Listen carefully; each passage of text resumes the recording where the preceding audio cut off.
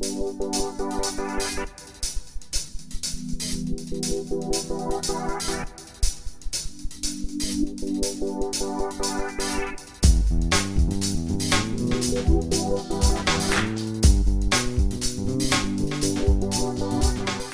del programa que hemos desarrollado con Pablo de Construir sobre lo construido, pues hemos trabajado en rescatar o poner al día o en remozar muchos de los programas que hemos venido trabajando. Hicimos un planteamiento, una presentación de lo que es la estructura del foro, en algún momento sentados en nuestro grupo directivo, dijimos dibujémoslo, porque lo que no se dibuja, lo que no podemos dibujar, no se puede mostrar, no podemos saber qué es. Entonces queremos compartir con todos ustedes lo que hoy en día es el foro de presidentes. Esto es un proceso dinámico en el cual invitamos a que permanentemente haya ideas nuevas, y cuando la gente empezó a preguntarme, ¿qué? Usted lo dijo, presidente del foro de presidentes, cuénteme qué es el foro de presidentes. Entonces había que generar algo corto, un mensaje de ascensor, un mensaje que podamos llegar a la gente. Y el foro, pues, en su esencia, es muy fácil definirlo. El foro tiene tres pilares fundamentales, que son el crecimiento personal, el crecimiento empresarial y el crecimiento ciudadano. Y a partir de esos tres pilares, todos nuestros programas se enmarcan en cualquiera de esos tres pilares, y cuando uno tiene perfectamente que tiene 180 miembros que están trabajando en función de crecimiento personal, de crecimiento empresarial y de crecimiento ciudadano, saben exactamente cómo direccionar todos los grupos de trabajo y todos los grupos de acción, todos los grupos y juntas que se van creando alrededor del foro. En crecimiento personal tenemos la Junta de Mejoramiento. La Junta de Mejoramiento, creemos, pues, básica es la esencia. Es la Junta de Mejoramiento, lo que en el foro es lo que la familia es a la sociedad. La Junta de Mejoramiento es la esencia en la que estamos fortaleciendo para que haya un trabajo continuo. Hemos asistido, Pablo y yo, nos han invitado a varias juntas de mejoramiento, hemos estado allí, hemos estado trabajando con la gente, hemos visto realmente la dinámica y nos hemos encontrado positivamente juntas de mejoramiento con personalidades propias que cada una se han desarrollado con una estructura valiosísima, con una capacidad de hacer cosas y con un potencial muy grande.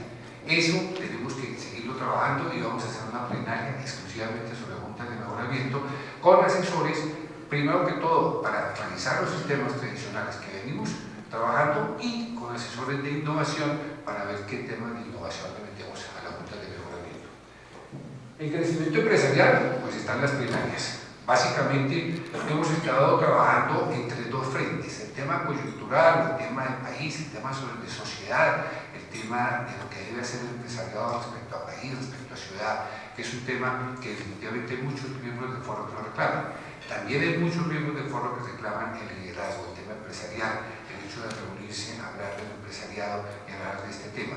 Por eso hemos querido dividir las plenarias en unos y en otros temas, compartiendo con los líderes internos que tenemos, como el caso del padre, compartiendo con los líderes externos, como el caso que hemos traído gente de afuera, compartiendo también con temas de coyuntura, que es lo que nos invitamos y creo que es la estructura que tenemos que darle para que tengamos esa pilar de crecimiento. El segundo encuentro de líderes, fantástico, ahorita más adelante vamos a tener una presentación. El año pasado fueron 425 asistentes, tuvimos un despliegue fantástico, a la gente le gusta, la Cámara de Comercio le gusta nuestro encuentro, va a asistir mucha gente, los invito a que participemos. Ya tenemos mucha gente que ya se ha unido como patrocinador para participar, y esperamos pues también que esta oportunidad, que es magnífica, pues no la debemos desperdiciar, ya que vamos a ser nosotros, los miembros del Foro de Presidentes, los protagonistas de este encuentro, que es un encuentro ya de carácter nacional. Centro de documentación, un tema que hemos venido trabajando también. Es que en los 23 años del foro han pasado muchas cosas y fuimos a revisar, y por distintas circunstancias, cambios de sede, etcétera, cualquier tema, hemos querido recolectar toda la información que tenemos, y queremos hacer un archivo que sirva para el foro y para la gente del foro, todo lo que tenemos sobre liderazgo y sobre todos los temas que hay, rescatando de todos los grupos de acción y de trabajo que hemos tenido lo que podamos. Entre otras, invito, si dentro de ustedes existen documentos que crean que sean interesantes para aportarlos, porque definitivamente hay documentos de esos grupos de acción que tuvimos, que fueron muy dinámicos hace muchos años, que se han que no hemos encontrado soporte de ellos, aunque sabemos de la existencia perfectamente de estos grupos. Alianzas estratégicas. Hemos ya trabajado en esto, tuvimos reunión con Mónica de Grave, con Alberto Espinosa, nos invitaron a la Cámara de Comercio, esto pues Omar y Patricia lo han comenzado y realmente fue muy grato. La Cámara de Comercio lo sentimos con Pablo allá como si fuéramos las novias bonitas, el foro fuera la novia bonita, no nosotros, lejos, ¿no? que nos querían conquistar. Esa fue la sensación que nos llevamos. Realmente creemos que la Cámara ve en nuestro foro de presidentes un grupo muy sólido, con mucho trabajo, con muchas ideas y con una capacidad. Y efectivamente declaramos en ese momento que empezábamos un noviazgo. Alberto Espinosa en algún momento de la ruptura, nosotros hablamos de decisión, hablando y nos invitaron para que hiciéramos primeras conjuntas y dijimos empecemos con noviazgo, cojámonos la mano primero, caminemos un rato juntos y miremos cómo empezamos y cómo desarrollamos todos estos temas a futuro con la Cámara. Pero fue interesante, conocen nuestros grupos de acción, conocen nuestros clústeres, saben y han oído hablar de lo que estamos haciendo y les ha parecido fantástico y quieren invitarnos a participar en todo esto. Pro Barranquilla ya está funcionando el acuerdo, empezó con los tanques, ya tenemos 2 miembros. Benjamín sí que estuvo por allá en Barranquilla, ¿lo atendieron bien? Entonces, me invitaron al carnaval. Sí, además, la invitación al carnaval. Han ido ya 3 miembros, los atienden, sencillamente es una llamada, tema que quieran tratar, los llevan, los conectan con la gente que está por Barranquilla trabajando en los distintos temas, entonces el tema va funcionando muy bien. De la misma forma son invitados nuestros ellos acá y seguramente cuando vengan pues vamos a hacer lo mismo, a pasearlos por el grupo nuestro y dependiendo de lo que quieran trabajar, a trabajar en estos temas. Y me faltó Pro Bogotá. Pro Bogotá tuvimos reunión con el Guillermo Plata, desayuno, nos invitaron a las amigas de Pro Bogotá. Esto, pues ustedes han dado cuenta, está formado por grandes cantados, ¿sí? Está Sarmiento, está Bolívar, está Alejo Cortés, está Ospinas, está Pedro Gómez, ¿quién más se me escapa? Bueno, había que poner una cuota de 1.000 millones para empezar el tema de Pro Bogotá. Hicieron el lanzamiento con una conferencia muy interesante, un barcelonés hablando sobre cómo han construido ciudad a partir del empresariado. Y un empresariado que tiene las características de ser multisectorial, de no tener ningún vínculo con ningún gremio, porque como dicen ellos no están construyendo ni ciudad, ni para la gente de restaurantes, ni para la gente de turismo, sino están construyendo ciudad para que Barcelona crezca.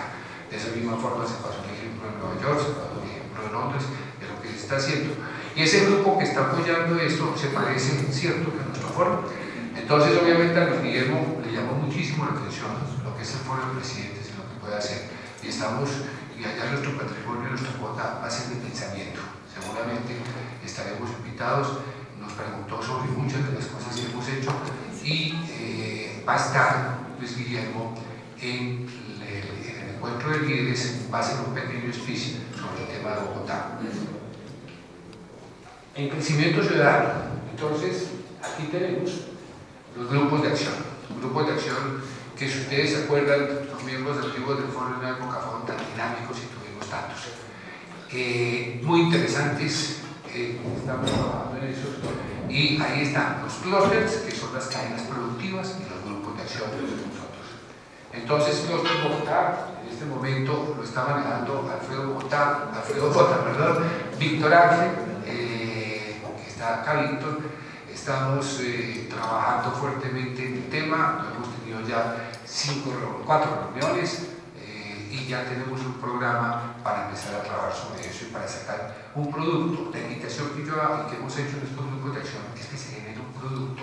Cuando se genera un producto se genera una meta, cuando se genera una meta se genera un camino, cuando se genera el camino sabemos dónde debemos llegar. Entonces finalmente el producto sale y tiene algo que mostrar en el foro. Y creemos que la visibilidad del foro se da en la medida en que vayamos teniendo productos de estos terminados para entregar a la sociedad. Tecnología, Patricia Rodríguez, ha hecho que venía, no lo vi por acá. Patricia pues está trabajando en el tema, ya se convocó a una reunión que de ahí salió otro grupo muy interesante y vamos a verlo porque el tema de reciclaje que había iniciado el grupo de tecnología tuvo en estos días una respuesta del Banco Mundial en el cual existe una plata para financiarlo.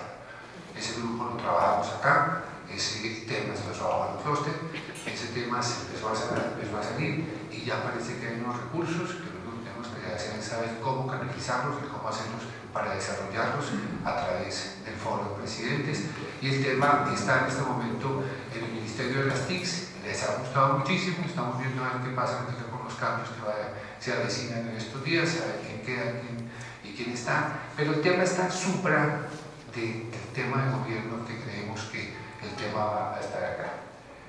Talento en TEIS, María Lucía Casas me aceptó que trabajara en el tema.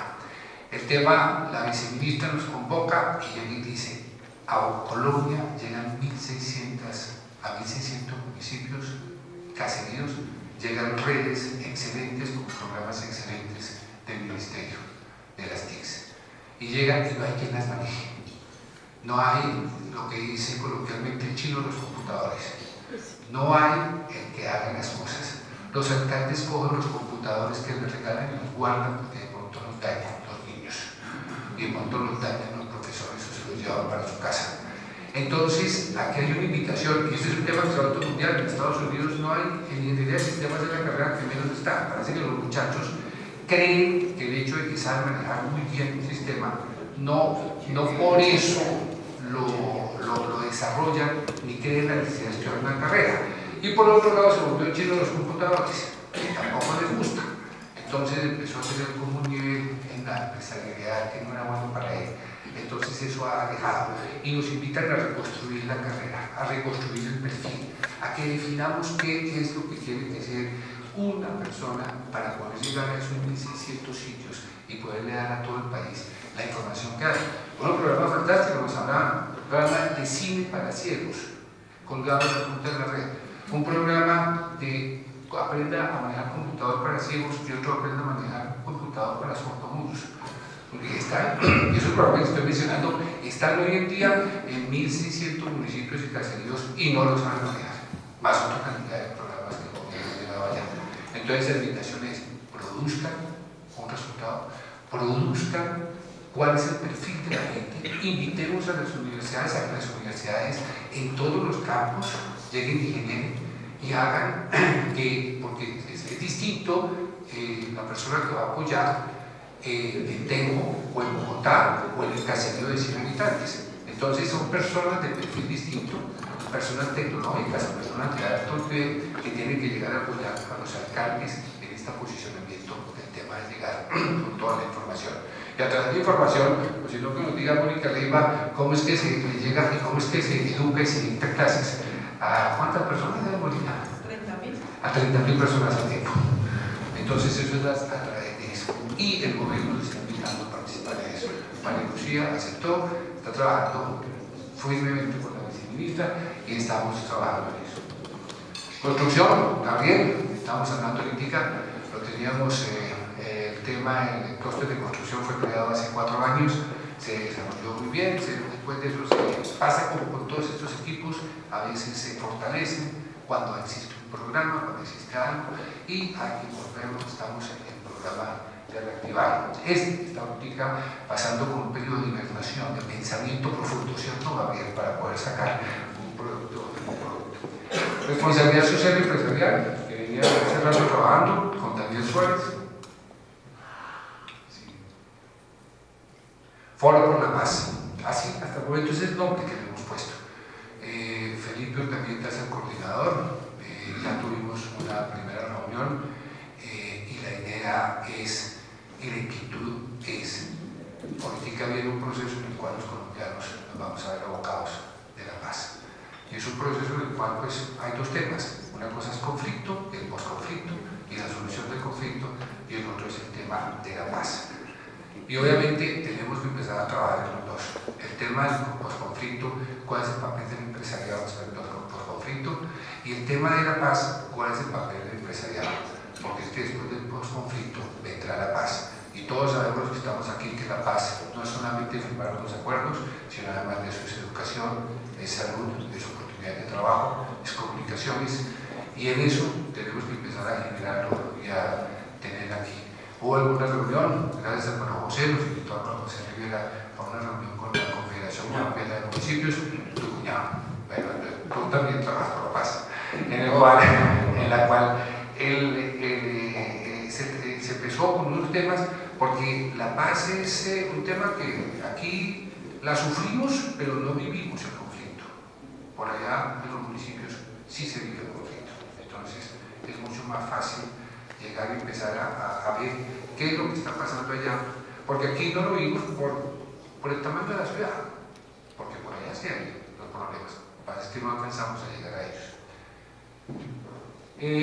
Fernando Hernández, estamos trabajando en el CINTAC, y esto es, después de darle vueltas, se llegó a que hay que hacer una ley marco para el manejo de todos, qué pena, voy a acelerar, una ley marco para poder tener y que todos estos proyectos produzcan un resultado. Es para enmarcar estos proyectos que llegan.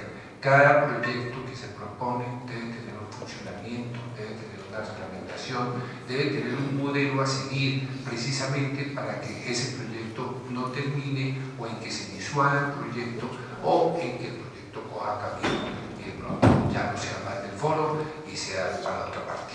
Entonces, precisamente lo que estamos buscando es hacer un modelo. Fernando, estamos trabajando muy fuertemente con el liderado por él. Entonces, estoy poniendo a los líderes, pero muchos de los que están aquí están trabajando en esas mesas y de los que no están acá. Estamos haciendo ese modelo para poder llegar y generar esa práctica. Entonces, ahí ya llegamos y a cada persona, a cada producto tiene y se marca y podemos desarrollarlo.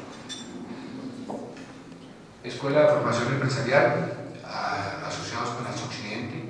No sé si ustedes vieron la convocatoria para un programa del SENA, para que mandáramos a nuestros funcionarios, a nuestros empleados, a un programa que regularmente vale 3 millones de pesos por 120.000 pesos, por 60.000 pesos, para mandar a cualquier funcionario de nuestras empresas. Con Occidente lo estamos haciendo precisamente para generarle una capacidad de hacer, una capacidad también para el empresario nuestro, un producto que nos sirva para nosotros. Daniel Suárez, en Red de Desarrollo Humano, hay un programa. Pablo está muy metido pues en todos los temas, pero en este más aún, con Daniel, porque pues es un tema también fundamental, y ese más adelante vamos a comentar un tema que estamos trabajando muy fuerte alrededor de ahí. Mujeres del Foro, ¿sí? Marcela ayer general me aceptó. Ya hicimos una convocatoria y ya estuvimos reunidos las mujeres miembros del foro y las esposas de los miembros del foro. Estuvimos reunidos, yo fui a instalarla, todos hablando de conciencia femenina y liderazgo. Fue una excelente reunión, las mujeres salieron motivadas y diciendo cuándo en la siguiente reunión queremos trabajar. Sí los oímos que nuestros maridos se van al foro, nos hablan maravillas del foro, pero nosotros sí queremos saber qué es eso. Los invito a que por favor inviten a sus señoras al siguiente movimiento.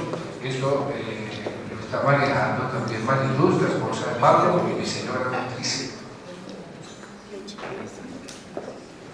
Clúster en desarrollo, lo que en este momento son invitaciones. Logística, la Cámara Colombiana de Infraestructura nos invitó a formarlo, vamos a formarlo, y tiene una filosofía clarísima. Estamos haciendo carreteras para disminuir el costo de transporte de la carga internamente entre los puertos y Bogotá o el centro del país. Pero hay un tema, y es que los contenedores y todas las mercancías que llegan se quedan en los puertos 3, 4, 10, 15 días, encarecen los temas, hay unos temas de corrupción gigantescos, hay unos temas antiana, hay unos temas de otras cosas. Entonces la invitación de la Cámara de Infraestructura es, no solo es el transporte, no solo son las vías, hay que facilitar todo el tema de importación y exportación para disminuir costos. Consultoría, Felicita Catona de Cortés, quiere y estamos trabajando en formar un grupo. Ya una vez intentamos hacerlo, Teresita está muy interesada en que todos los consultores del foro se reúnan, porque realmente hay un potencial humano muy grande para que podamos apoyarnos entre todos, no solamente en juntas de mejoramientos, en apoyo, sino también de consultores dentro del foro, darle apoyo a situaciones empresariales que pueda haber.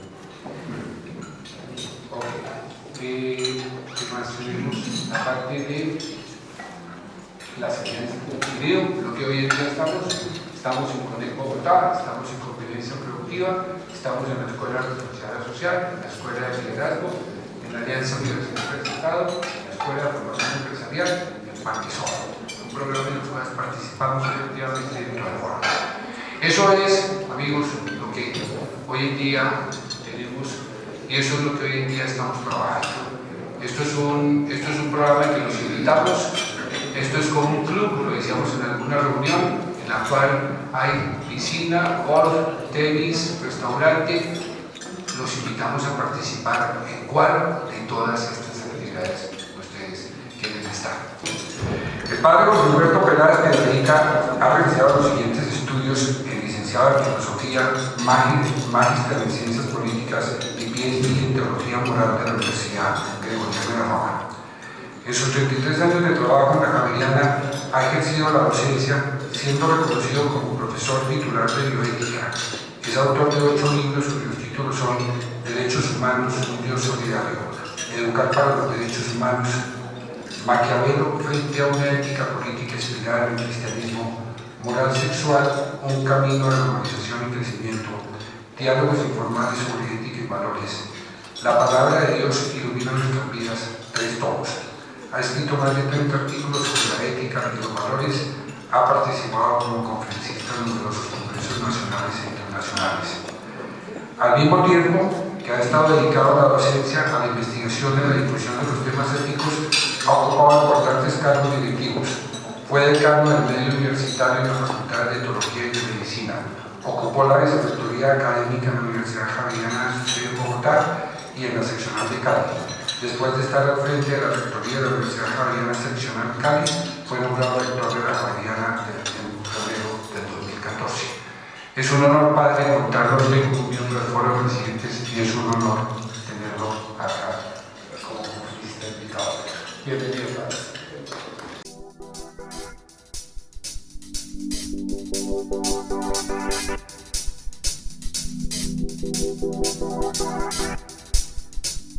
Muy buenos días para todos los presentes. Muchísimas gracias por la invitación de pertenecer al foro. Espero muchísimo de mi junta, ese espacio de diálogo, de crecimiento, ese espacio para compartir experiencias de nuestras empresas, de nuestras organizaciones. Y les cuento que me siento muy cómodo en un medio empresarial. Durante mi rectoría en Cali, por la rectoría en desayunos de trabajo pasaron las juntas directivas de las principales empresas del Valle. Sesionó en mi despacho la ANDI, la Cámara de Comercio, era de la Junta de FENALCO. Estoy absolutamente convencido de las bondades que tiene la articulación entre la academia y el sector productivo. De modo pues que me siento en mi casa, jugando de local, y espero recibir mucho de todos ustedes de este compartir que se irá construyendo día a día. Quiero, para que enmarcar estas sencillas ideas sobre cómo veo el liderazgo desde una organización muy particular como es una universidad, les quiero ofrecer algunas cifras de la Universidad Javeriana como empresa para que tengan ustedes como la dimensión. Tiene 18.000 estudiantes de pregrado y 4.000 estudiantes de posgrado. Es una comunidad de profesores de 3.000 profesores, entonces es una empresa compleja. De esos 1.300 son de tiempo completo y 1.700 son de una cátedra. Tiene 1.500 empleados administrativos y un presupuesto anual de 450.000 millones de pesos. Y miles de egresados, es decir, los stakeholders de la universidad crean un microcosmos complejo. En cuanto a organizaciones, las universidades tienen todas las complejidades que tiene una empresa de estas proporciones. Su administración tiene todas las estructuras y dependencias de las empresas, todos los dolores de la contratación, todo el problema de las retenciones, la diana encima, todos los dramas que viven ustedes los vivimos nosotros. De eso no se escapa nadie. De la muerte de la diana no se escapa nadie.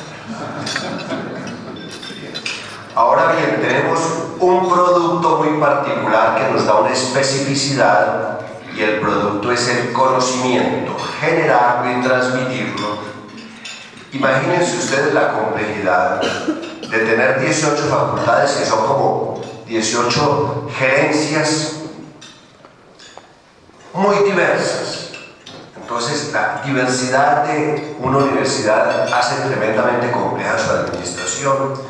Está el mundo de los médicos, absolutamente estudiosos, nerdos, competitivos, críticos, los abogados con su mundo, los artistas de pelo verde, los arquitectos de mochila, que encuentra uno todo el zoológico humano, una enorme diversidad, cada uno de esos grupos, de esos colectivos, con sus culturas, con sus valores, con sus tradiciones, con su manera de comprender la vida.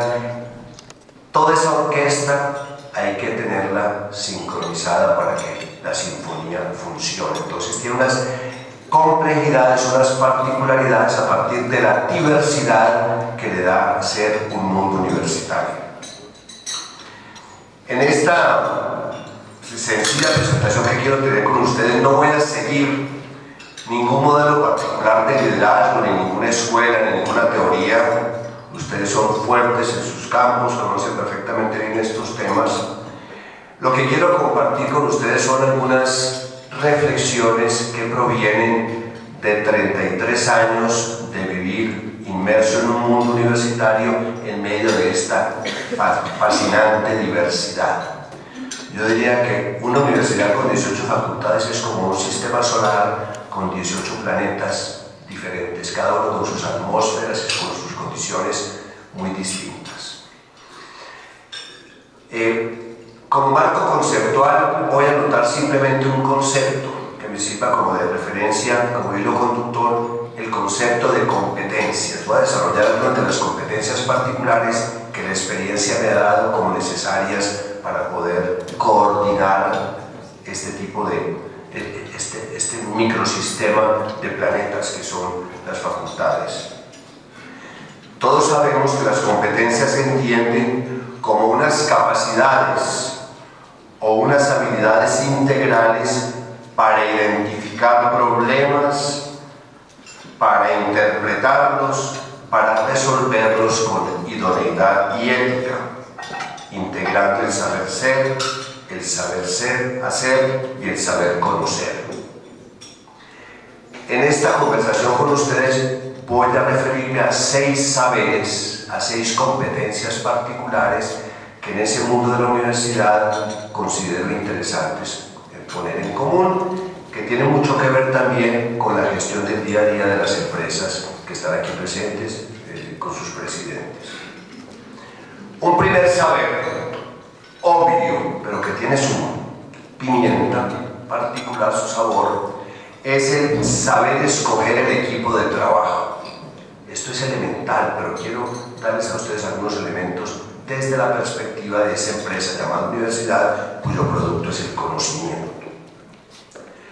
Obviamente, el líder universitario, llámese rector, vicerrectores, decanos, debe ser una persona cualificada para el cargo y preferiblemente debe conocer la universidad. Traer a una persona de fuera sin más, que caiga en paracaídas en un campus universitario, eso es bastante complicado. Bastante complicado.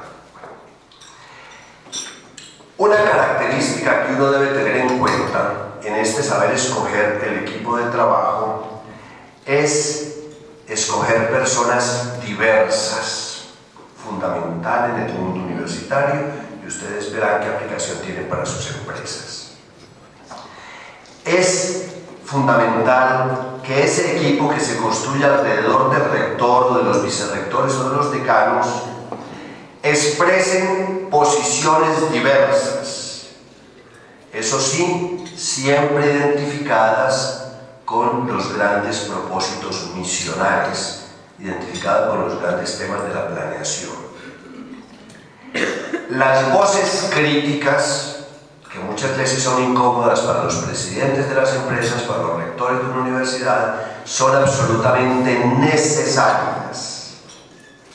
Es peligroso rodearse de aduladores, es peligrosísimo rodearse simplemente de un grupo de amigos queridísimos, simpaticísimos, pero no se trata de eso.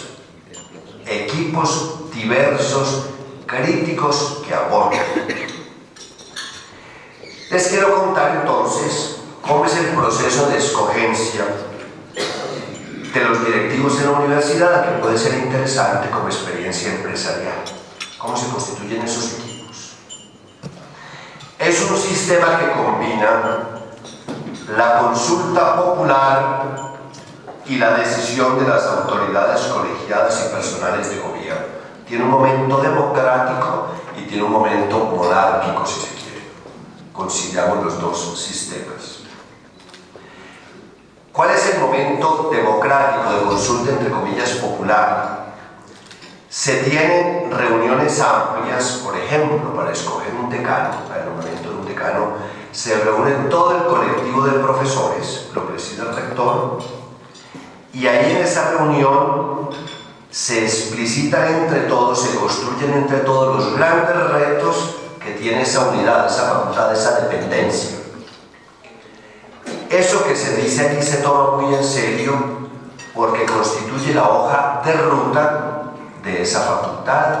La carta de nombramiento de ese directivo, de ese personaje, resulta de lo que se diga allí. Entonces no es simplemente juguemos a que conversemos, pues ya la carta está escrita. No, ustedes son los constructores y la hoja de ruta la trazan ustedes.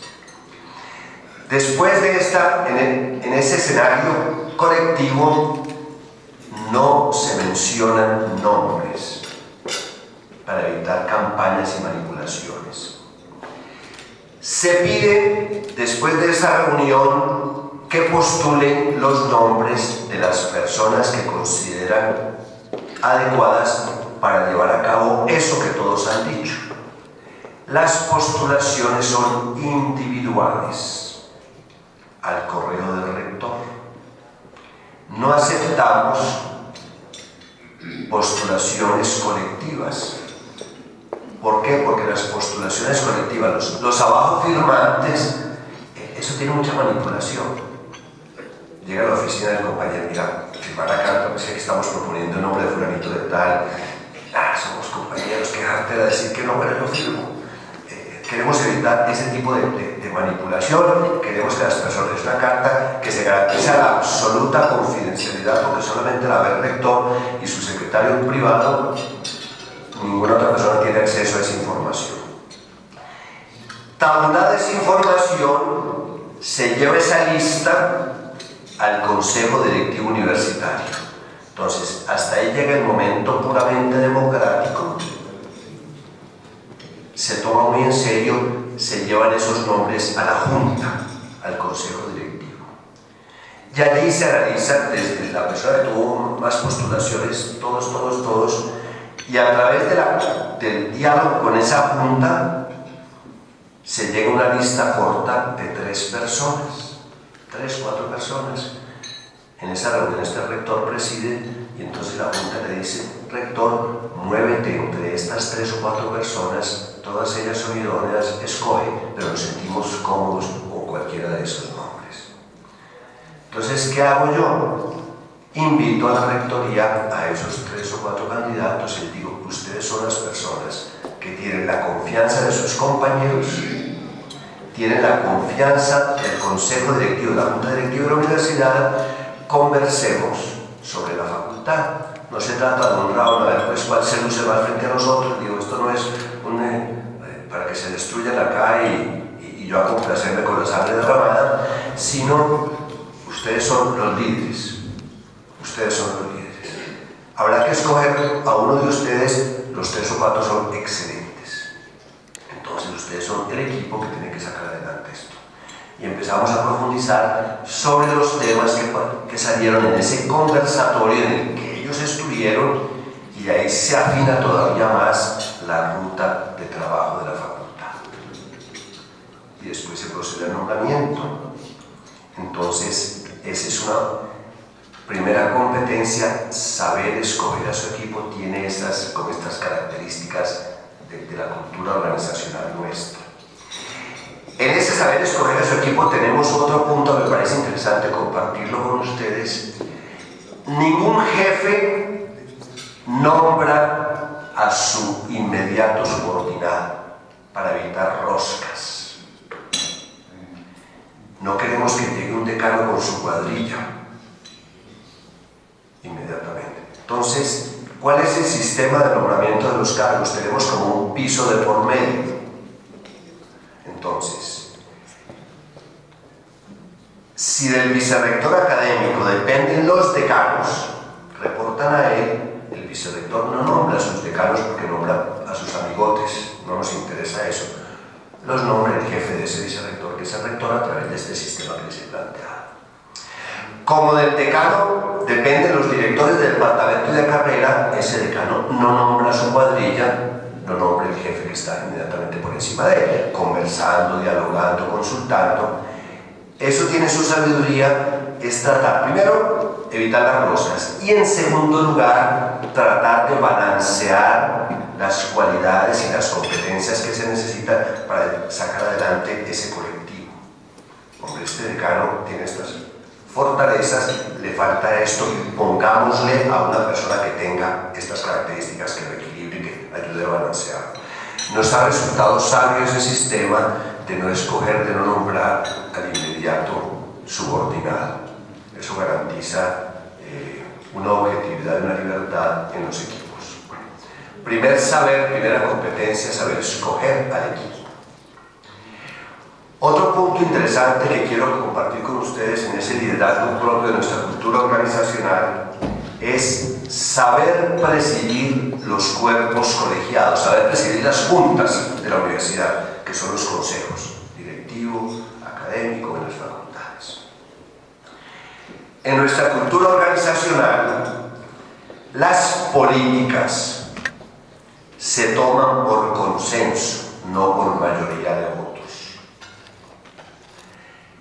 Los consensos no significan unanimidad. Sería fatal que en una organización, en una empresa o en una universidad las cosas fueran por unanimidad, porque simplemente se paralizaría la toma de decisiones y también sería una enorme pobreza. El unanimismo es sinónimo de no pensar, de no tener actitudes críticas. Eso no sirve, sería absolutamente nocivo, fatal, paralizante para una organización.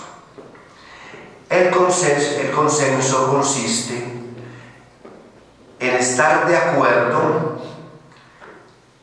en unas orientaciones macro, caminemos hacia esto, hagámoslo de esta manera, y acepta matices y acepta ciertas divergencias, pero hay una coincidencia en lo fundamental. Bueno. Entonces, si las políticas se construyen y se definen, se asumen por consenso, el que preside esa junta debe ser una persona muy hábil para poder ir tejiendo consensos a partir de la diversidad de opiniones. De ahí que el que preside esa junta no debe destapar sus cartas, no debe explicitar ni dar a entender ni insinuar cuál es su posición inicial, porque eso mataría toda la dinámica de participación del equipo de la Junta. Debe tener la habilidad para plantear con mucha claridad cuál es el problema, poner sobre la mesa cuál es el tema de conversación o cuál es el tema de la política, y a través de preguntas y a través de una capacidad de síntesis importante, ir construyendo ese consenso. Yo tengo dos imágenes para explicar esto. La El año pasado estuve en Capadocia y muchos de ustedes han viajado por Turquía y es fascinante ver esas tejedoras de tapices de Capadocia, esas artesanas turcas que van escogiendo cuidadosamente los hilos y los van haciendo la trama, y a partir de un montón de hilos que en un primer momento no tienen sentido van surgiendo esas fantásticas, fascinantes alfombras orientales. Entonces, el que preside un cuerpo colegiado en el cual se toman las decisiones por consenso debe ser un tejedor de tapices que cuidadosamente va escogiendo los hilos que van aportando los miembros de esa junta y los va anudando para que al final de la reunión tenga sentido. La otra imagen que tengo yo, me gusta mucho todo ese mundo oriental, ese mundo de Bizancio, el mundo de los mosaicos. Los mosaicos bizantinos, los mejor conservados del mundo se encuentran de esta manera en Ravenna. Ve uno los artesanos que hoy en día siguen haciendo mosaicos, tienen un montón de pedacitos de colores, los azules, los rojos, y poco a poco van con unas pinzas, van cogiendo esos pedacitos y los van armando, los van ensamblando, y resulta al final esa sinfonía de colores que son los mosaicos. El que preside un cuerpo colegiado donde se construyen las decisiones, no por la autoridad del jefe, aquí mando yo rector, aquí mando yo presidente, sino que tome en serio los aportes del equipo, poco a poco entonces va descubriendo esas piecitas que van soltando los miembros, y entonces al final de la reunión tenemos el mosaico construido por todos. Entonces uno tiene que ser tremendamente, evidentemente uno tiene simpatías hacia una posición o hacia otra, no las manifieste y vaya con el ánimo abierto para que lo que surja como construcción colectiva. No es fácil, porque a ratos trata uno de dispararse del automático autoritario que todos llevamos por dentro. Eso supone entonces capacidad de diálogo y capacidad de pregunta. Los filósofos hablamos del método socrático. El método socrático consiste en la convicción profunda de que uno no debe dar consejos a nadie y decirle lo que debe hacer a nadie, sino a través de la pregunta ayudarle a que la persona descubra esa verdad que lleva por dentro. Y entonces, padre, debo hacer esto, debo hacer aquello, mi idea, ¿has pensado en esto? Y a través de esas preguntas la persona dice, yo no había pensado. Y si tú decides por este lado, ¿qué pasaría con?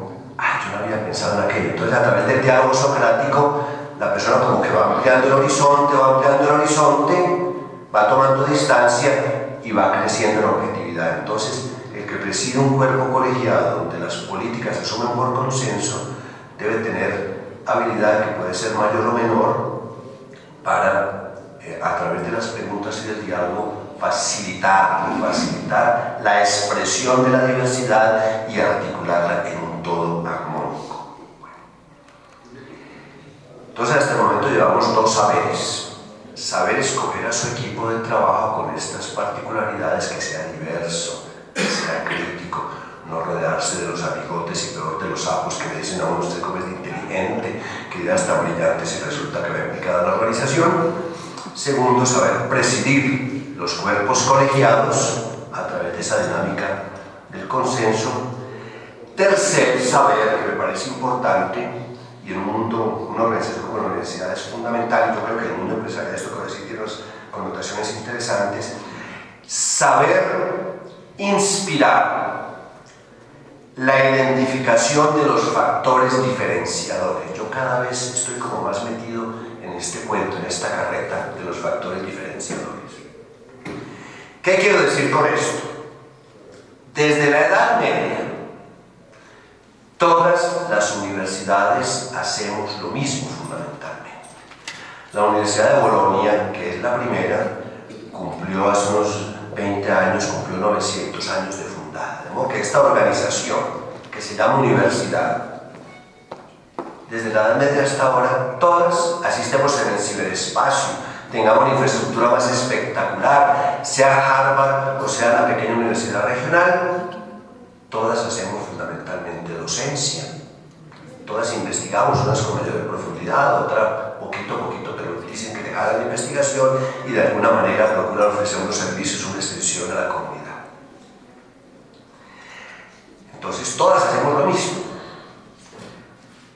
Todos los programas de las universidades de calidad enseñan los mismos contenidos básicos. Uno ve el pensum, por ejemplo, de medicina de la Universidad A, de la B y de la C. Todas las carreras de medicina enseñan morfología, fisiología, patología, medicina interna, pediatría, ginecobstetricia, cirugía, psiquiatría. Ahí no está la diferencia. Por eso, y aquí tengo un tema de marketing, por eso uno como rector y ustedes como presidentes de empresas tenemos que ser muy cuidadosos y dejarnos asesorar cuál es la marca que queremos vender, cuál es el branding, cómo nos queremos anunciar. Por ejemplo, es un discurso absolutamente majadero, decir, ofrecemos excelencia académica. Todo el mundo dice excelencia académica, así no la tenga. Entonces, no estoy diciendo nada. Otra expresión muy de nuestra tradición javeriana, pero termina por no decir nada si no tenemos cuidado, es ofrecemos formación integral. Pues todo el mundo ofrece. Ofrecemos valores éticos, sería detestable si nosotros somos los éticos, entonces ustedes como que no. Eso no, así no es. Así no es. Entonces, hay que estimular desde el vértice de la organización la identificación de los factores diferenciadores por los cuales queremos que esta universidad, este programa, esta organización pueda ser identificada claramente frente a un mercado tremendamente competido. Factores diferenciadores. Estos factores diferenciadores, y ahora pongo ejemplos, no se escogen por decreto. No es que la cabeza ya, la junta directiva de allá arriba, que llamamos consejo directivo o consejo superior, el presidente, en las universidades americanas llaman president, el rector de la universidad. No se trata de que desde allá de esas oficinas el factor diferenciador de la carrera de economía va a ser este, eso no es por decreto. Es el resultado, esos factores diferenciadores son el resultado de la convergencia de varios factores. Primero lo que tengo que hacer es, veamos cuáles son las fortalezas que tenemos en casa. Hombre, aquí tenemos un equipo muy duro en macroeconomía, por aquí es. O somos los duros en el mercadeo, tenemos un equipo de lujo en mercadeo, por ahí es. O tenemos una infraestructura tecnológica espectacular. O tenemos, como tiene la Javeriana, un centro ático de tecnología súper sofisticada, que lo conocen algunos de ustedes, que es top en América Latina. Eso marca diferencia. Entonces, ¿qué tenemos? ¿Qué recursos tenemos? Humano y tecnológico. Bueno, entonces, y eso es lo que tenemos que proponerle a la comunidad. Es decir, miren, ustedes tienen en el menú muchas carreras de economía, sigo con el ejemplo de economía, excelentes en el país, excelentes en Bogotá, y cada una de ellas se va diferenciando. ¿Cuáles son las fortalezas que tiene el CESA?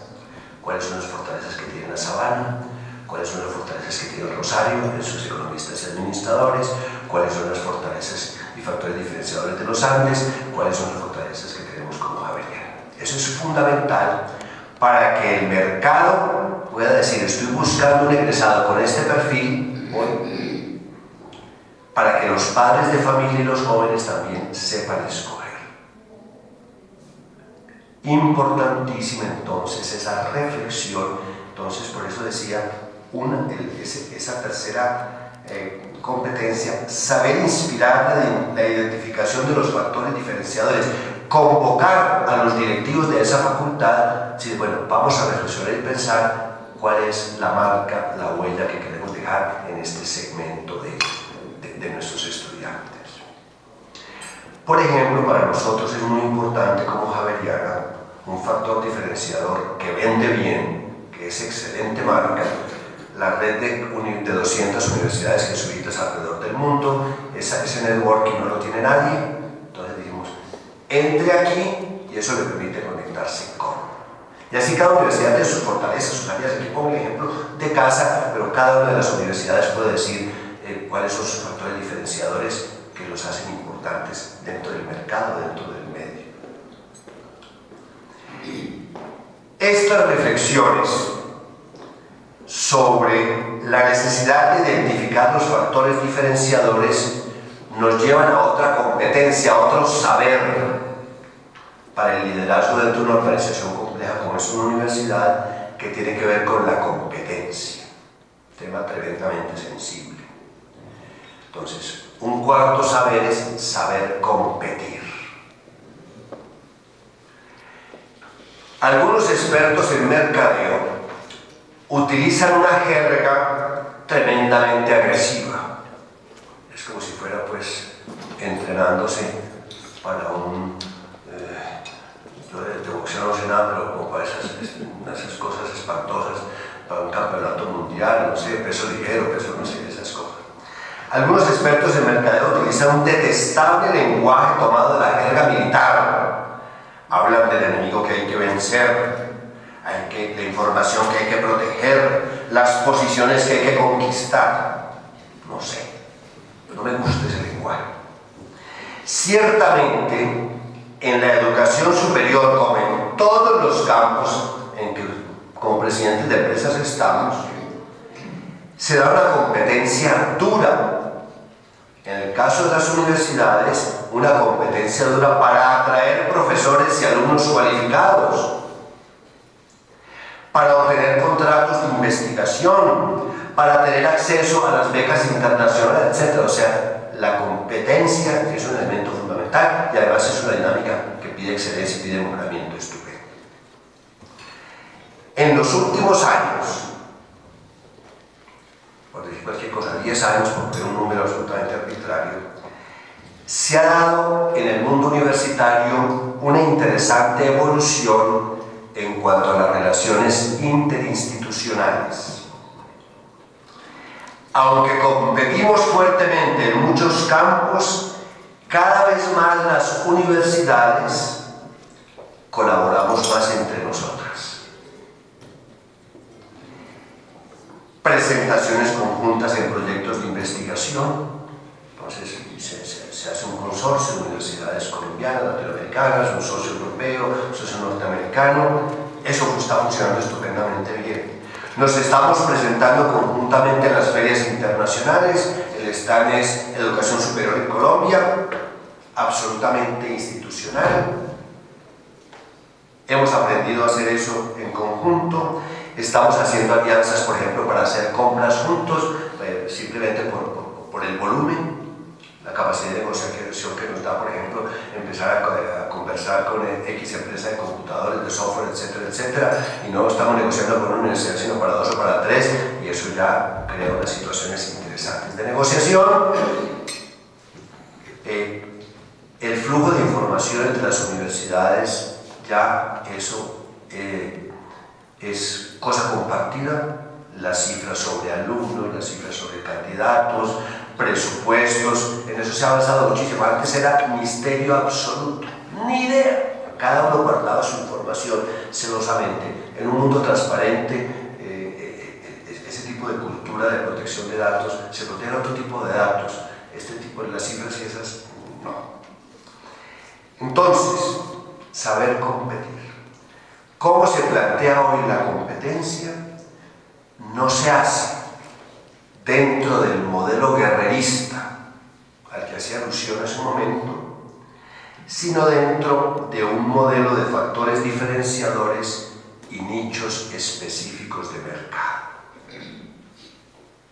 Por ejemplo, hemos visto cómo las universidades se van extendiendo y ofrecen servicios en otras ciudades del país. Lo hacemos todas las universidades, no todas, pero muchas universidades tenemos programas de extensión en otras ciudades. la pauta que he dado claramente en la Javeriana es: no vamos a ofrecer más de lo mismo. No vamos a llegar a Medellín a competir con EAFIT, que es espléndida, a competir con la Bolivariana, que es maravillosa, con la Universidad de que tiene una tradición impresionante. Identifiquemos cuáles son aquellos productos, aquellos nichos de mercado que no están suficientemente desarrollados. Entonces decimos, allí hace falta derecho de seguros. Con Sudamericana, hacemos clic. Entonces se van dando unas complementariedades que en último término benefician el desarrollo regional y no nos podemos pelear por la misma tajada, el mismo pedacito de torta, todos encima de él, que no tiene sentido. Saber competir. Otro saber cuidar el clima organizacional. Esto es fundamental en todas las empresas e instituciones. El clima organizacional es uno, lo sabemos todos, es uno de los aspectos más sensibles dentro de una organización. Es un tesoro tremendamente frágil que se construye a lo largo del tiempo y se desbarata en 3 segundos. Tiene un profundo impacto en la marcha de las organizaciones, todos lo sabemos. Afecta productividad, afecta todo. Bueno, entonces, en este momento se despliega muchísimo en la prensa las mejores the best place to work, y eso se valora y eso la sociedad lo reconoce en el mercado. Lo que quiero destacar aquí, eso que acabo de decir, una cosa que es absolutamente elemental, una verdad de perogrullo. Lo que quiero destacar aquí es la tónica del clima organizacional se da desde arriba, desde la forma como el jefe llega a la oficina y saluda al ascensorista a hora de los tiempos.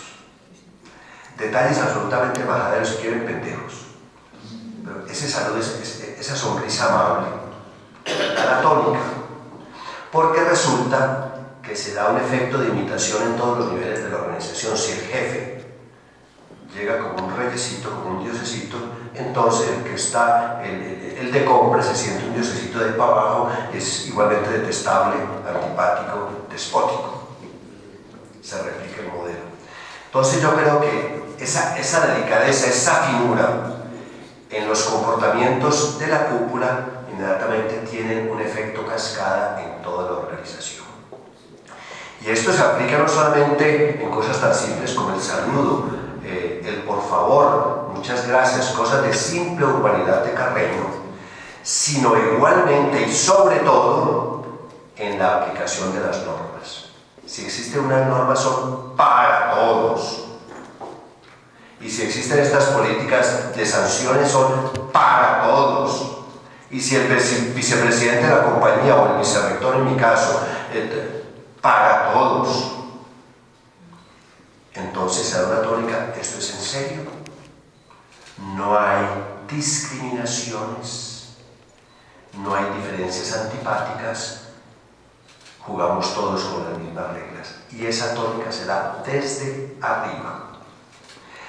De ahí la importancia que se dé la tónica en términos de respeto, justicia, reconocimientos, participación, etc.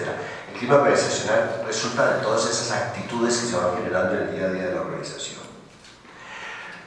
Y esto tiene otra consecuencia para presidentes y directivos altos de las organizaciones. De ahí la importancia que tiene que creemos desde el vértice de las organizaciones, desde la cúpula, las condiciones para que se pueda medir el clima organizacional de manera objetiva y sin temores.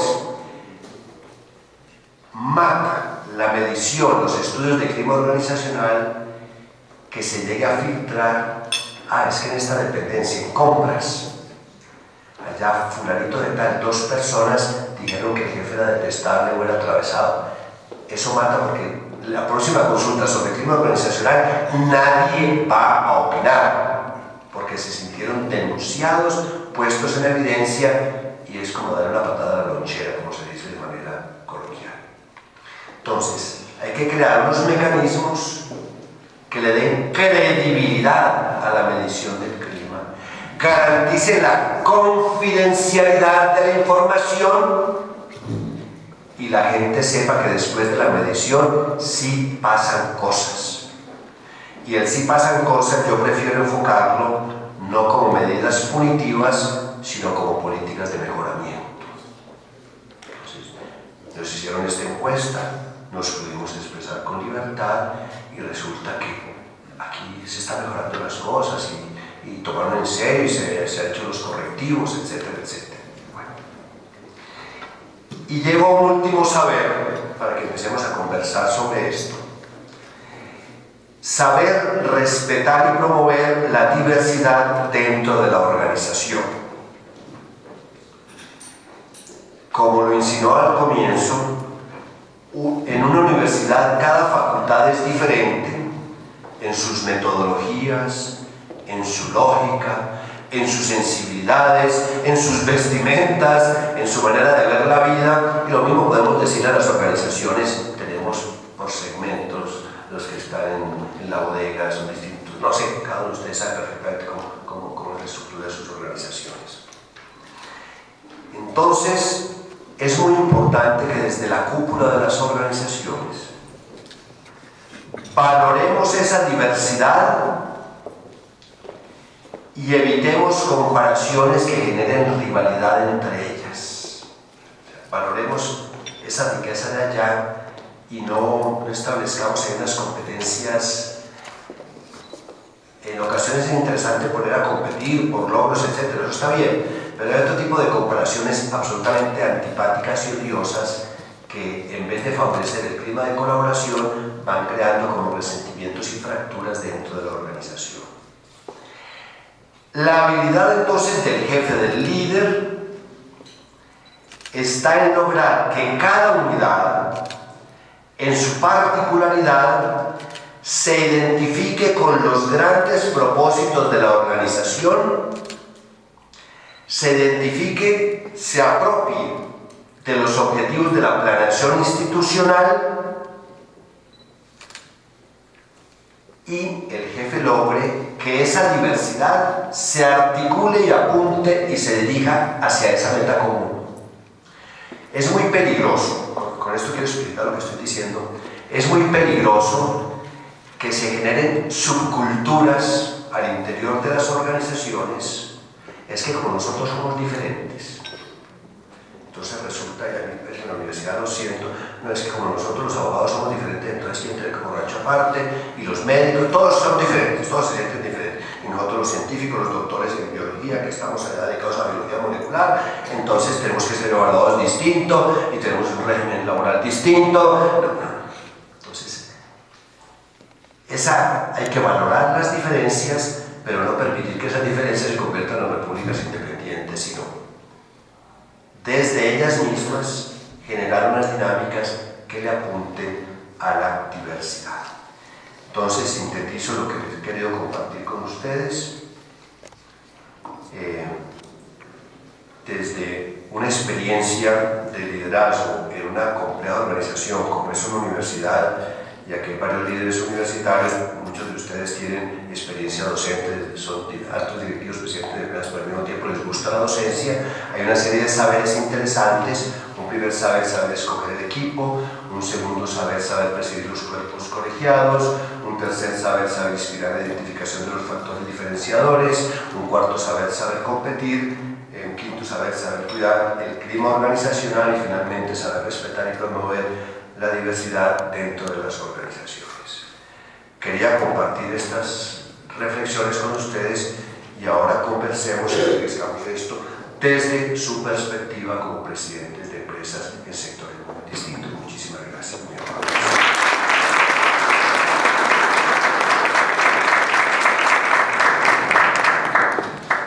Me queda una pequeña inquietud porque primero se refiere a escoger los equipos. Pero con esa metodología que usted nos cuenta de que uno nunca escoge el directo, sino por escalando, digamos, sí, los rangos. con un mezanín. Me suena como un poquito contradictorio porque a la larga pues, no estoy yo escogiendo mi equipo, sino que alguien me lo está escogiendo. Sí, porque si hay incompatibilidad cortocircuito, pues eso frenaría, sería poner un palo en la rueda. Entonces se escucha su concepto, pero ese concepto que se toma muy en cuenta se articula y se suma con los otros conceptos, de tal manera que no sea el determinante.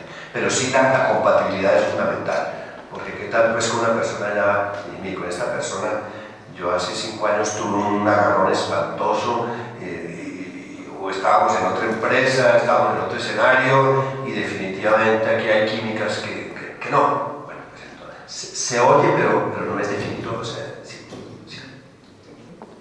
Diría también una pregunta que a mí me parece que es la que hace diferenciación en lo de los equipos y el líder que escoge su equipo, y es la pregunta de ¿para qué tengo este equipo y no otro? ¿Por qué este equipo me acompaña y no otro? Que creo que es donde esa escogencia que usted menciona tiene, o esa forma de conformar esos equipos tiene un sentido, aunque no sea siempre el que yo quiera, pero sí mi claridad frente a para qué los necesito, por qué quiero que ellos me acompañen. Añadiría lo siguiente, complementaría, la planeación ahí juega un papel fundamental. En esta etapa de la organización, con estas metas, para lograr estos objetivos, ¿cuál es el perfil? Entonces los perfiles van cambiando, Puede ser en un momento determinado. Yo necesito, por ejemplo, la Facultad de Enfermería, nuestra, 45 años formando magníficas enfermeras, pero resulta que ya el perfil de las candidatas y candidatos a la Facultad de Enfermería no es el que hace 20 años. El mercado no distingue entre la enfermera jefe y la auxiliar. Entonces, ¿qué es la enfermera? ¿Qué estatus tiene? Entonces, frenamos durante 6 meses la admisión, vamos a repensar la carrera, se tomaron las medidas muy importantes. Y ahora, ¿cuál es la decana? Lo que tú estás diciendo, ¿cuál es la decana que nos puede liderar hacia esos nuevos escenarios? Entonces, el perfil de la enfermera hoy es completamente distinto, es un ejercicio de enfermería más cercano a las artes liberales, es una enfermera con un perfil de emprendimiento, que pueda tener atención domiciliaria, pero que tenga su empresa, es el acompañamiento de los ancianos, que pueda ofrecer un servicio de hospital de día porque la abuelita está y todos los hijos trabajan y no hay quien atiende, entonces que vaya a su casa. Son otros perfiles diferentes de la enfermedad tradicional de hace 20 o 30 años en el hospital, vestida con su cofia blanca, que llega a cambio de turno a las 7 de la mañana. Entonces, para esos nuevos escenarios, esos nuevos perfiles profesionales, necesitamos unos líderes con perfiles diferentes, de modo que está muy enriquecedor su aporte. Siempre me ha llamado la atención ver cómo es la sucesión de liderazgo en los altos cargos de la comunidad. ¿Sí? Yo siempre veo que los provinciales después pasan a ser rectores de los colegios. ¿Sí? Que el rector de la Universidad Javeriana pasa a unos cargos, digamos, en la jerarquía, por lo menos en el papel de inferior rango. ¿Cuál es el sentido? ¿Quién lo lidera? ¿Cuál es el criterio? Entre nosotros hay una absoluta libertad, es delicioso, es una enorme libertad. Hoy estoy aquí y mañana estoy en cualquier lugar del mundo. El rector de la Javeriana anteriormente era el padre Joaquín Sánchez, ahora Juan Bucaramanga, rector del Colegio Verbo, es estupendo, es un hombre sabio y maduro que tiene una experiencia educativa, entonces toda esa experiencia se sale, hombre, irme para Cali, de rector del Colegio Verbo, antes a rector de la Javeriana, no, feliz de la vida, ¿no? Entonces eso nos da una movilidad y permite a los jefes mover sus recursos de acuerdo con las necesidades con una gran libertad. Sí, pues es como parte de nuestro ADN de cultura organizacional, esa movilidad. Sí. Entonces lo que se piensa es cuál es la persona para en este momento, independientemente de dónde estaba antes. Sí. esto que usted nos contó es lo mismo que ojalá tan sabiamente viviéramos en nuestras organizaciones todos los días, porque realmente es la forma de tejer, como dijo usted, empresa. Y esto es algo. Yo vuelvo un poquito al tema del papel del empresariado en la gobernabilidad y en el desarrollo del país, en el desarrollo de ciudad, en el desarrollo ciudadano. Y vemos que hay situaciones en las cuales los funcionarios públicos que hacen las cosas bien, de pronto son castigados, no sé si justamente, pero desmotivan la participación del empresariado en la función pública. Y veo uno en el tema con el funcionario público, cómo no hay un escalafón, cómo no hay un tema también que sea parte del liderazgo. Entonces yo pensaba ahora es en la inquietud de cómo podemos hacer para que todo esto, en algunas organizaciones públicas sí uno ve qué pasa, de muy alta jerarquía, donde se trabaja con nichos de mercado, donde se trabaja con competencia, donde se trabaja con sacar factores diferenciadores, donde se trabaja con hacer más eficientes las organizaciones. Pero desafortunadamente no es el conjunto de roteo que hay ahí. Yo sé que usted tuvo experiencia con lo que nos contó con las empresas también públicas en Cali. ¿Qué mensaje podríamos tener de poder aportar todo esto que aplicamos a nivel privado en una empresa tan gigante como esta que usted maneja y que podamos influir en el sector público para que el país tuviera mucho más desarrollo? Uno de los graves errores, y se los decía a mis amigos empresarios en Cali, que pudo tener la clase dirigente en el Valle, a diferencia de otras ciudades del país, es que la clase dirigente le dio la espalda a lo público y dejó lo público en manos de los que sabemos. Y cuando abrieron los ojos, estaban absolutamente tragados de la tierra. Entonces yo creo que esa vocación pública desde la presidencia, desde la empresa, esa conexión es fundamental. ¿Cómo? Participando en las reuniones. Uno muchas veces en nuestras agendas, que no son agendas complicadas, dice, ay, qué jartera me invitan a esta reunión del Ministerio de las TIC, hay que estar ahí. Qué jartera en esta reunión hay que estar allí, porque si no estamos nosotros, están los que sabemos, los que les fascina viaticar, los que están pensando en el CBY, los que... Entonces, asumamos dedicando el tiempo que podamos de nuestras agendas en esos escenarios donde se definen las políticas públicas. En mi discurso de posesión el 28 de febrero di una orientación muy clara a la universidad en estos escenarios de un posconflicto tremendamente complicado, lleno de todas las incertidumbres que nos agobian. La universidad tiene que estar presente allí, proponiendo políticas públicas. Entonces, Facultad de Ciencias Jurídicas, usted tiene que estar allí, incidiendo en la forma como se maneja la justicia transicional, allí, sin dispersarlo en muchas cosas.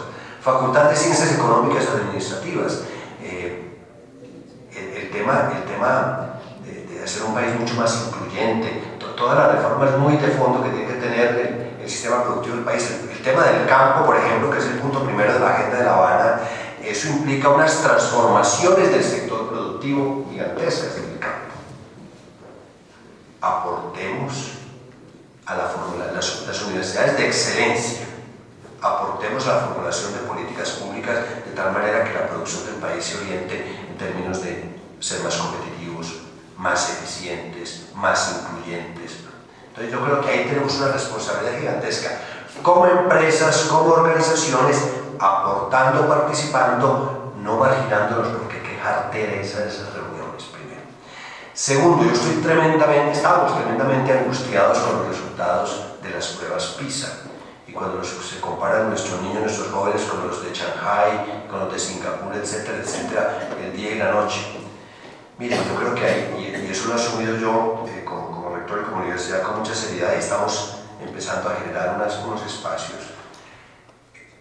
el drama y la formación de los maestros. Estamos en conversaciones muy cercanas con el Ministerio de Educación. Tenemos una facultad de educación magnífica que tiene cerca de 50 años de antigüedad. En este momento tiene un bajo perfil. Vamos a repotenciarlo con un trabajo muy fuerte para que esos maestros, en este momento por ejemplo tenemos una maestría con 120 y tantos maestros del distrito. Tenemos que meterle todo a esa maestría porque esos maestros del distrito son los que están formando a los niños de los ciudadanos del futuro. Entonces no podemos pretender, a partir de una educación básica, una educación media de pésima calidad, con unos maestros que están ahí desmotivados, mal capacitados, pues ¿qué futuro del país podemos pensar? ¿Qué futuro del país? Los tigres asiáticos le apostaron desde hace 30 años a la educación, Corea, todos estos países. Entonces, son formas concretas que desde la particularidad de cada una de nuestras organizaciones podemos incidir en lo público, A mí me parece, por ejemplo, muy interesante, estoy en el Consejo Privado de Competitividad, los aportes que desde el Consejo Privado de Competitividad se le hacen al gobierno para ser un país competitivo. Entonces, críticas, propuestas de políticas públicas, en esos escenarios donde se toman las decisiones, donde se toman las políticas, ahí tenemos que estar. Como que sería pues como mi motivación, aburridísimo, hartísimo, sí, pero toca jugárselas. Yo lucho todos los días por el manejo del tiempo. Yo creo que sería interesante que usted nos compartiera algo de su manejo del tiempo. El tiempo familiar es un reto para un empresario todos los días. Yo lidero una docena de organizaciones en mi vida diaria y tengo que estar en todas partes. Eso me parece como a todas sus facultades, etcétera. Y pues obviamente yo no puedo delegar que atiendan a mi esposa. Sería fatal esa delegación. Hay cosas que uno no puede. Y la dirección de indicadores es peor. Entonces, tampoco puedo delegar que en cierta forma atiendan a mis hijos. Creo que hay unas partes que sí son delegables y otras no. Y sería interesante que usted nos comparta de su vida. Usted tiene familia. Usted tiene un compromiso con... Yo con mi comunidad y mis colegas curas, entonces esa es mi familia. Correcto, un compromiso con el patrón, que está más arriba, ¿no es cierto? Tengo mis hermanos, mis sobrinos, los que adoro. Exactamente, tienen que dar misa, y ayudar a la comunidad, todas esas cosas, cumplir como jesuita. Sí. Y por otro lado, también hay unos temas que de pronto usted en su mente dice, este no lo delego. ¿Por qué no nos comparte un poquito sobre esas cosas? Cuando en el año 95 fui nombrado vicerrector académico aquí en la Javeriana de Bogotá, estaba de rector el padre Gerardo Arango, un líder extraordinario, absolutamente un workaholic tremendo y un líder abrasador. Dije, Gerardo, te colaboro con todo el cariño, con toda la lealtad. Te voy a poner no dos condiciones porque no es el lenguaje de condiciones, y te voy a pedir dos favores que tienen que ver con eso. Primero, no te voy a dar el celular, lo va a tener tu secretaria, porque me vas a enloquecer sábado y domingo. Y no, entonces se abrió. Bueno. Segundo, me vas a respetar mis fines de semana, a no ser que sea una emergencia. Y una cosa pues muy grave, y solamente una vez un día me llamó Jorge Humberto, viajo, me llamó un sábado en la mañana, yo sé que tú sales para la finca, puedes venir un ratito que hablemos porque salgo para Europa, un viaje que no estaba planeado y con mucho gusto. Bueno. Entonces, convicción profunda, me parece a mí tremendamente complicado y miro con sospecha, y ese problema dentro de la universidad, de gente que trabaja junto a mí, personas que empiezan su jornada tempranísimo y terminan tardísimo. Digo, aquí hay algo que funciona mal. O está sobrecargado de funciones y entonces no tiene con quién compartir esto. O le parece hartísimo llegar a su casa porque se encuentra con una bruja o con un brujo o con nadie y entonces enreda la vida a su equipo y a partir de las 6 de la tarde empieza a organizar reuniones. Ese esquema me parece fatal y lo critico abiertamente. Soy cuidadosísimo del manejo de mi tiempo y te cuento cómo es mi agenda cotidiana. Me levanto a las 5:30 de la mañana. Me demoro arreglándome sobre el Padre Eterno, me demoro mucho. 6:15, me demoro 45 minutos. Me arreglo toda la cosa, arreglo mi cuarto.